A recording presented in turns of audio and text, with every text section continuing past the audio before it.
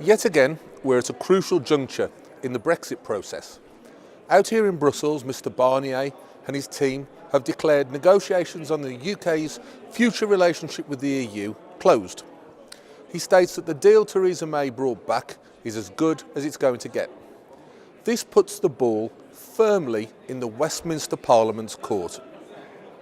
It is clear that the original deal agreed by UK and EU negotiators is unacceptable to parliamentarians and the people alike, with Mrs May suffering an historic defeat when she tried to force it through Parliament.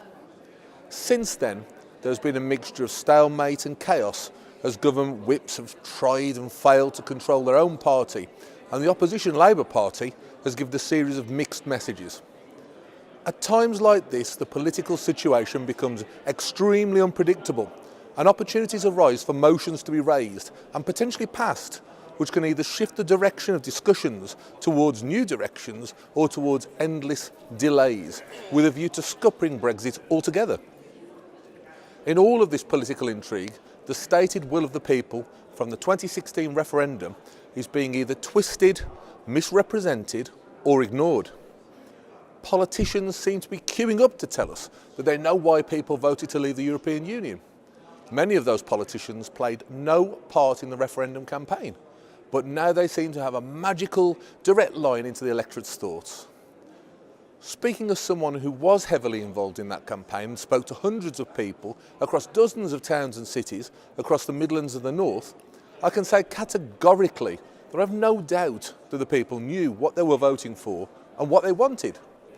They wanted the UK to take back control of our borders, our laws, our foreign policy, and our trade and economic policy.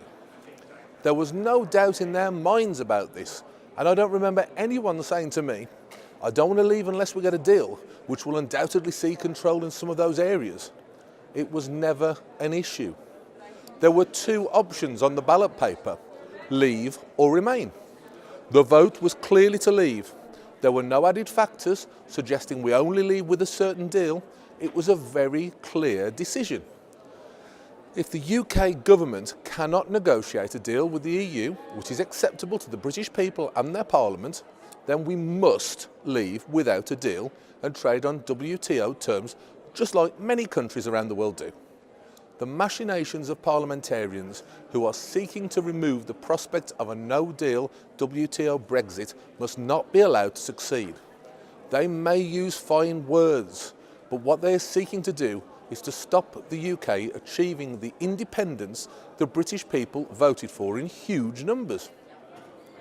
Wrecking amendments, delaying measures, calls for another referendum and suggested deals which are Brexit in name only are all efforts to counter the expressed wishes of the British people.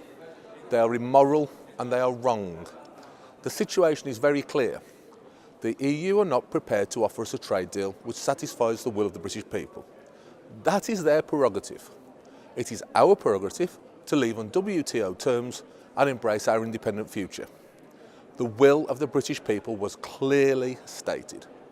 The British government must deliver a clean break and true independence, or they will have irreparably damaged the already weakened trust of the electorate in our system. These are dangerous times. I call on the British government and Parliament to do the right thing and honour the stated will of the people. It's right for democracy, it's right for our people, and it's right for our great nation.